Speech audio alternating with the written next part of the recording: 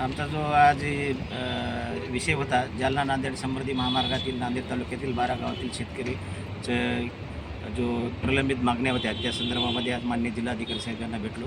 त्याचबरोबर त्यांनी गैरसमजुतीतून म्हणा किंवा वेगळ्या उद्देशानं आज अतिरिक्त भूसंपादनाच्या नोटीस काढल्या होत्या आणि त्या नोटीस जिल्हाधिकारी साहेबांनी आज त्या रद्द केलेल्या आहेत.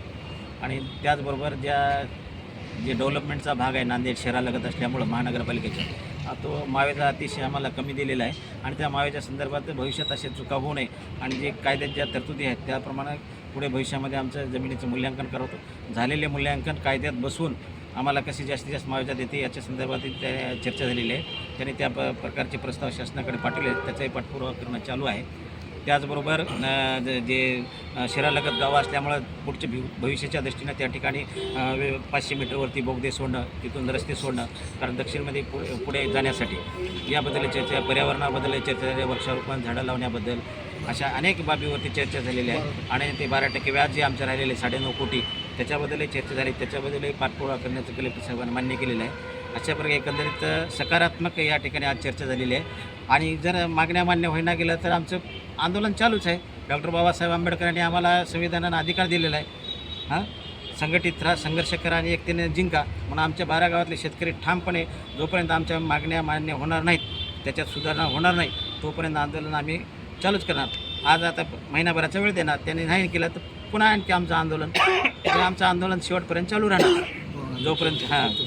आणि 2013च्या कायद्याच्या आम्ही कायद्याच्या बाहेर एकही रुपये मागणार नाही. कायद्यामध्ये ज्या तरतुदी आहेत त्याच्याप्रमाणेच मूल्यांकन करा, त्याच्याप्रमाणेच आम्हाला मावेजा द्या, हीच आमची अपेक्षा आहे. कायद्याच्या बाहेर जाऊ नका. त्याबद्दल आम्ही हायकोर्टात रिट याचिका दाखल केलेली आहे, तिचा निकाल लवकरच येईल.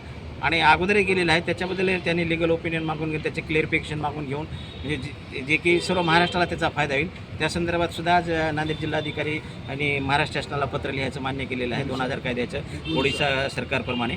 तर ते पण लवकरात लवकर निकाली लागून आमच्या सकारात्मक चर्चा झालेली आहे. आम्ही सुरुवातीला रस्त्याला विरोध याच्यासाठी केला किंवा शहरालगत आहेत, भारी किमतीच्या जमिनी आहेत, पाण्याच्या जमिनी आहेत आणि डेव्हलपमेंटचा भाग आहे. रस्ता तुम्ही बाहेरून घ्या, आणखी 25 किलोमीटर रिंग रोडच्या बाहेरून, पण त्यांनी रिंग रोडच्या मध्येच रस्ता आणला, त्याच्यामुळे विरोध होता. या अशा धोरणांमुळे रस्ते होत आहेत मान्य, पण शेतीचा ऱ्हास होऊन शेतकरी शेतीमुक्त होत आहेत, जमिनीमुक्त, असं काही नुकसान होऊन शेती मग झाल्याच की आम्ही भिकारी झाले. आता तुम्हाला सांगायचं 4 लाख रुपये एकर काय, 4 कोटीची जमीन 4 लाख रुपये देण्या गेले तर पोलीस लावून दंड किंवा जमीन संपादित करायचं, हे अन्याय आहे. उदरनिर्वाहाचं आमचं पुनर्वसनाचं किंवा याचं या कायद्यामध्ये याने तरतूद केली नाही. ते कायद्याची कलम आमच्यासाठी वापरणार आहेत. फक्त मावेजा द्यायला ते रेडी डेकर दराप्रमाणे द्यायला ते अतिशय अल्प आहे.